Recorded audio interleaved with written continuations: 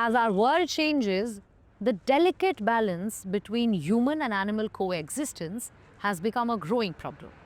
Hello and welcome, I am Sadhika Tiwari and you're watching Eco India. Sprawling cities, growing infrastructure, agriculture and human-induced climate change are some of the biggest threats to animal habitats. But our future lies in finding sustainable ways to coexisting together and thriving in a rapidly changing environment. Let's start with the Asiatic lions of India, which cannot be found anywhere else in the world but in India's western state of Gujarat. While conservation remains critical, it can also spark fresh challenges. Why has relocating these majestic animals continued to remain contentious despite the growing threats for humans? Let's explore. Chutabai is actually a cattle herder by trade, but it's been weeks since he last brought his animals to pasture. He's too afraid after a lioness attacked him while they were grazing. She grabbed me with her claws on my back and my thigh. We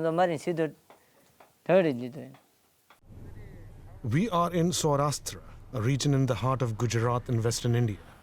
This is the last remaining habitat of Asiatic lions.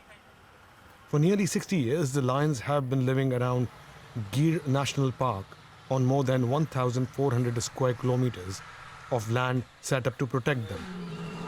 During India's colonial era, the number of lions plummeted due to excessive hunting and poaching. Since then, the population has made a strong recovery. Experts estimate that there are now 900 Asiatic lions living in this area.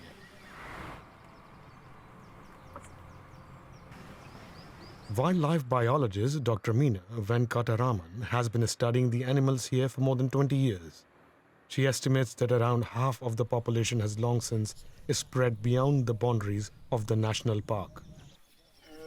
Here what happens is, so you have a home range of two groups. When the space is less, they could slide over each other and there are lot of overlap in the home range. Even that has happened and I recorded that during my study, and there is a point beyond which there is a need for lions to disperse out and find new territories. But the population in rural areas has also increased in recent years. That's led to a greater need for farmland. Villages are expanding, and even more lions from the national park also live in the area. A unique coexistence has developed between predators and people. We probably have 3-4 generations of lions that have lived or born in these so-called satellite habitats. Yes, they have adapted to that life. Their social, the organization, their grouping patterns change, and what their diet also depends on, where they are and what is easily available, probably more of livestock depredation, but yes, they have adapted. Local residents are learning to live alongside the lions. There is a sense of caution because in recent years, lions have repeatedly attacked people. Ramesh Chauhan is a social worker who studied the coexistence between people and lions for his doctoral thesis. He says that the lions were here first, and so people must learn to live with them. He regularly visits villages and talks to residents about how to behave if they encounter a lion. If a farmer goes out to the fields and encounters a lion on the way, we tell them not to panic. Instead, they should just stand completely still and let the lions walk past peacefully. This is how we show respect to the animal and in turn gain its trust.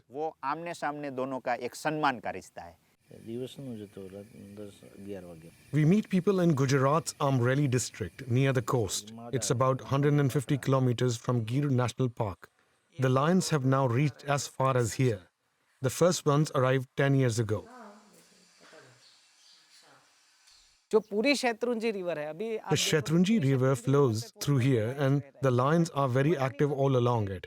They live there, but there is hardly any human-animal conflict here. People live their lives as usual and the lions move around freely. For the lions, however, this coexistence is not without danger.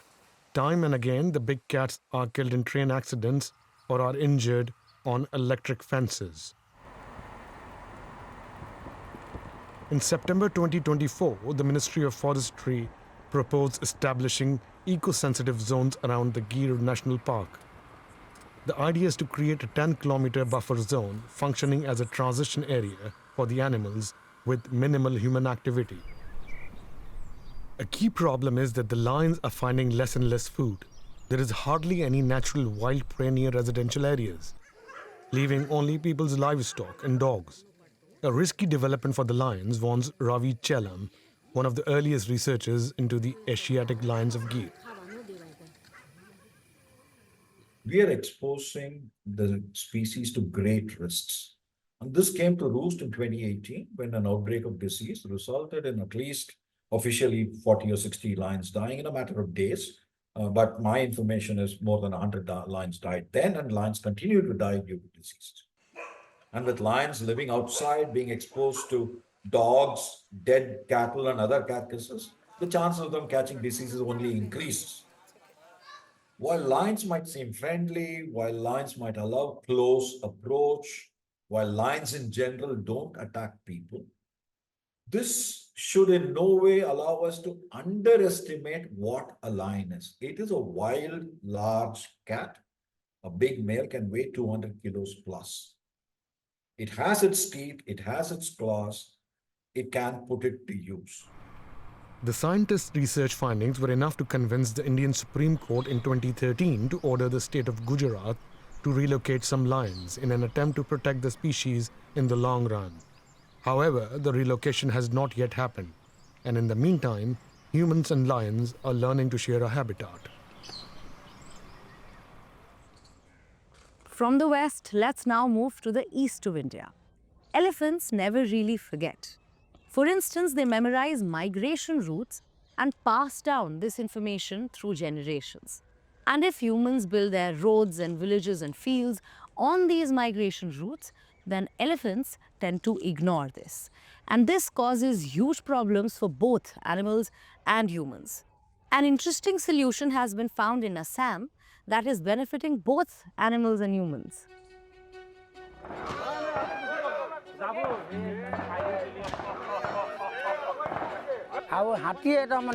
Once the elephants were about to kill me. I tried to chase them away as they came towards my home. They confronted me and started chasing me. In front of my field's gate, they killed one of my cows and a calf. The elephants visit frequently from October to April. At the time of harvest, they would come and destroy the crops. The elephant herd that comes here has approximately 200 animals. Earlier, I used to cultivate different types of rice in my fields. Now I cannot grow any paddy because of the elephants. One day, while chasing the elephants away, my son was almost killed. Seeing that, I was very scared. Budheswar and Anil hail from Assam, the most populous state in northeast India and part of the eastern Himalayan biodiversity region. However, increasing human encroachment on elephant habitats has forced these animals to move out in search of food, often resulting in human-elephant conflicts.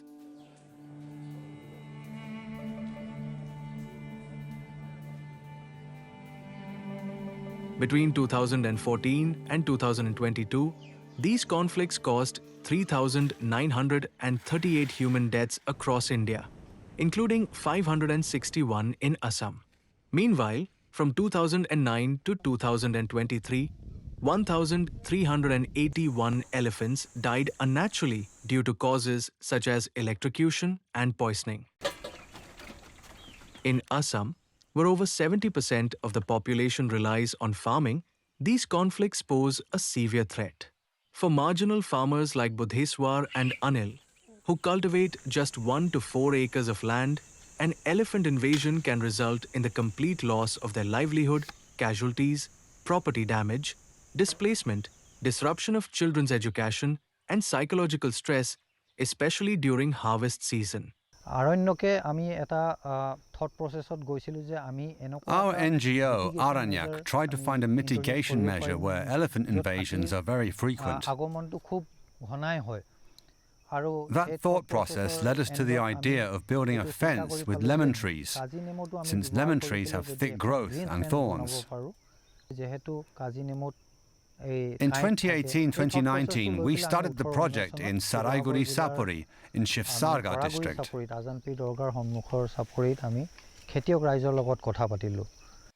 Aranyak collaborated with 15 to 18 farmers and prepared a few plots of land where they planted the first biofence. They helped us plant the lemon saplings, and it was a success. After the plantation of lemon trees, the elephants stopped entering the fields. They passed by the field boundaries without entering.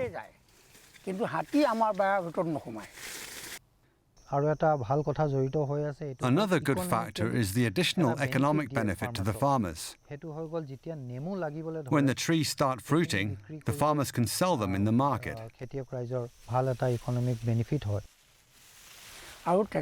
Since the plantation we have been able to cultivate, we are earning up to 16,000 rupees or around 180 euros a week for our families. Biofencing has significantly increased Buddhiswar's income compared to previous years when elephant invasions were rampant. There's a specific method for the biofence plantation. The plants should be planted in rows of 3. Each plant should be at an angular distance from the middle row, forming a consistent pattern. At present, we're implementing the biofence where human-elephant conflict is common, in Majuli and Sadia. We have planted the lemon saplings across the field boundaries and also facing the Hologaon Reserve Forest. We have to wait for 1 or 2 years and shall find out what happens. It will be a blessing when the lemon saplings grow. We don't need the bamboo fences anymore.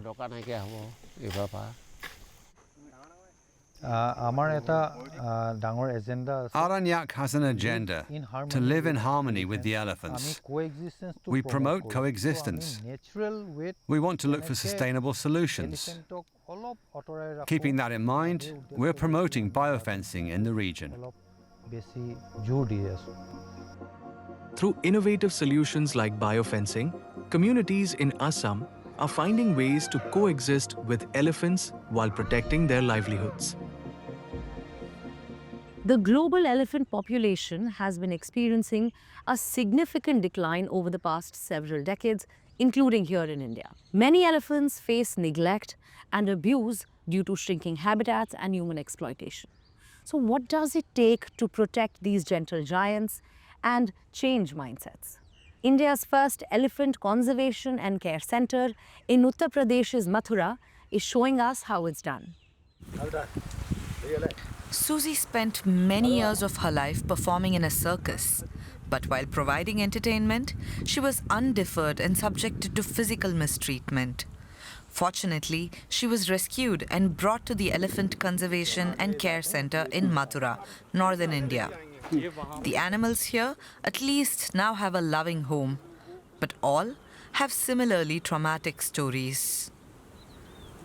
There are risks of illegal elephant trafficking, so there are poaching gangs and trafficking gangs that go after these elephants and capture them so that they can be sold where they can be used in tourism, for riding, things like that. And that's something that we are all up against. There are now fewer than 22,000 Asian elephants left in India's forests, with almost 3,000 living in captivity. Many of them are brutally abused to make them submissive, as Susie was. The sanctuary was opened in 2010 to bring the animals back to health. Baburam tended to Susie every day until she passed away after this report was filmed. Since I was 10 years old, I've been with elephants. I've loved them since I was a kid. I didn't study, but I have a lot of dedication to them. It's always been about elephants for me. I take care of them, and now I've been given this elephant to look after. I just brought her fresh green grass. She has no teeth, so she can't chew regular food. She eats bananas or drinks watermelon juice. Ginger arrived here in 2021 with serious injuries after spending years having to entertain crowds in processions and other events. Her trunk and body were painted all over with chalk. Now, over 50, like Susie, she's lost her eyesight, and she's still far from fully recovered. We were just doing laser therapy with Ginger. Her joints are quite weak, so we want to strengthen them and improve the healing. When elephants come here, we often see that their joints are weak or deformed. This happens due to being overworked or malnutrition. Close by to the sanctuary is India's first hospital for elephants. It's fitted with all manner of modern technical equipment for treating the animals, from X-ray and ultrasound machines to thermal imaging and a hydrotherapy pool. Rajkumar is the hospital's ambulance driver. His job can mean transporting elephants from hundreds or even thousands of kilometers away. And the distances involved are not the only challenge. We have to create space in advance because we can't brake suddenly. If we brake suddenly, the elephant will fall, so we have to drive very slowly. That's why we don't go faster than 40 or 50 kilometers per hour. There's also a memorial area to honor elephants after they've died. Shivam Rai is actually the center's coordinator, but he's a regular visitor here. Today, he's paying his respects to Luna, an elephant he was particularly fond of. We're also shown a gruesome array of spike chains, wooden clubs and other instruments used by elephants' captors to discipline them, a practice that continues to this day. There's no need for any animal to be part of our civilization. Their role is in the environment, in nature, in the ecosystem. But humans captured these animals and disturbed them. They separated them from their natural lifestyle and tried to enslave them. This is very wrong, and there must be a stop to all elements of the practice.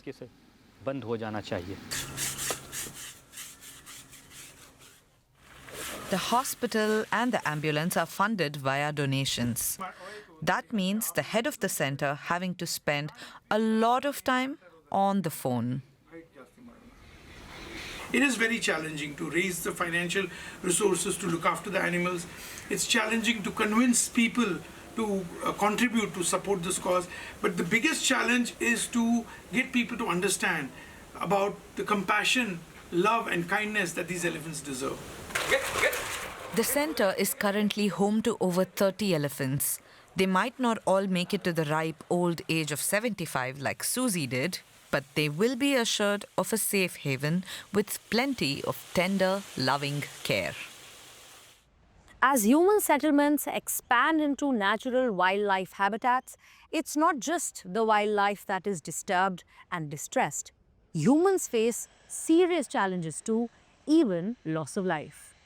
Attacks by leopards and bears have become more frequent in Kashmir. Local wildlife conservationist Alia Mir is working tirelessly to mitigate these conflicts. Let's go meet her team to understand how they are tackling this growing issue and what are the challenges that they face. Ajit Kumar's shaved head is a sign of grieving for the passing away of his son. His family, like many in the group of people here, migrates seasonally from Bihar to Kashmir in search of work. The tragedy that took the life of his 6-year-old son happened just 3 days before Ajit had planned to return home for the off-season. I was cooking in the night close to my hut, and my son came to the door to ask me for some water to drink. Before I could turn around and give him water, I heard him briefly yell my name. And then he disappeared.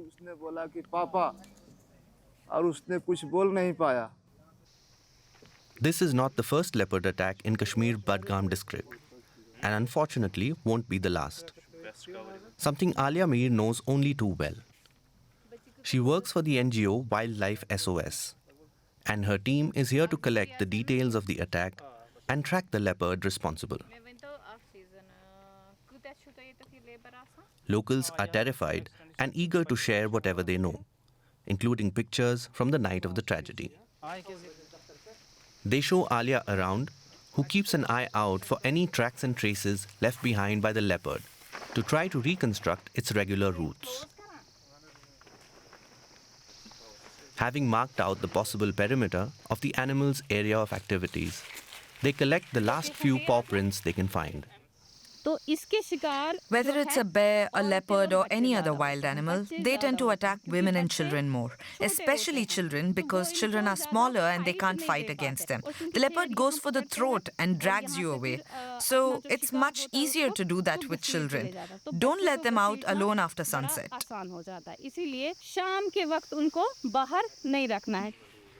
The team has decided to use a trap to try and capture the leopard. They're stealthy animals and notoriously difficult to corner. But Alia's team hopes they can lure it into the cage with the right bait. With the trap all set, the migrant workers and local villagers have many tense nights ahead. They will need to be more careful once the sun sets, at least until the leopard is caught.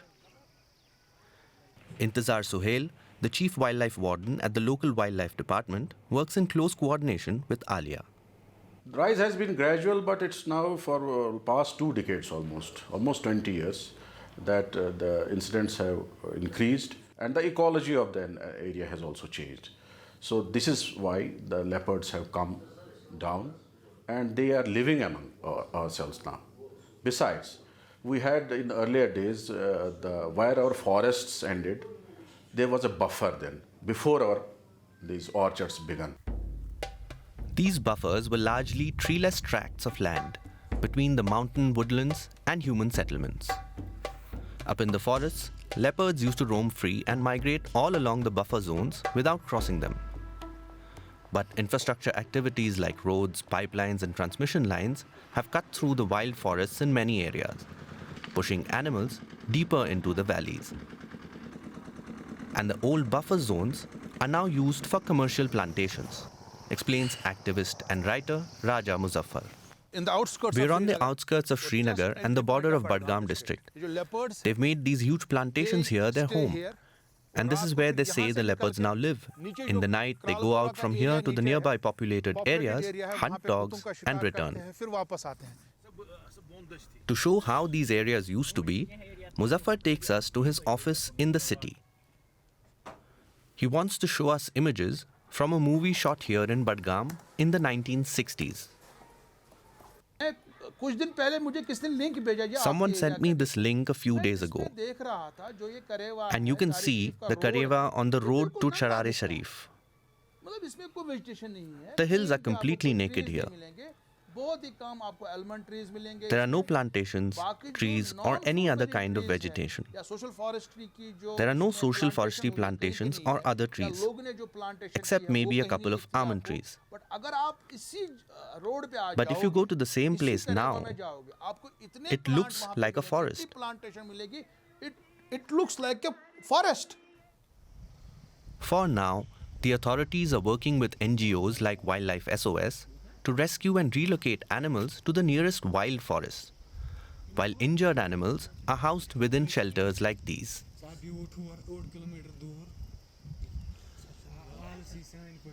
For her part, however, Alia hopes that they can find proactive solutions in the future. Since this is a multifaceted issue, so the solutions should also be multidisciplinary, where we should try to modify the human behavior through education and awareness, and where we should deter the animals towards coming to the human habitations. And lastly, we should create some buffer zones for these animals. Meanwhile, Alia's team remains at the ready to respond to the numerous calls they receive every week. Like many others who are at the forefront of this issue, she believes the answer may ultimately lie in learning to coexist with the animals that human actions have displaced.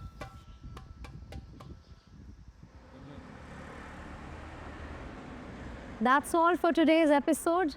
As we've seen, the journey of true human-animal coexistence is filled with challenges, but also hope and innovation.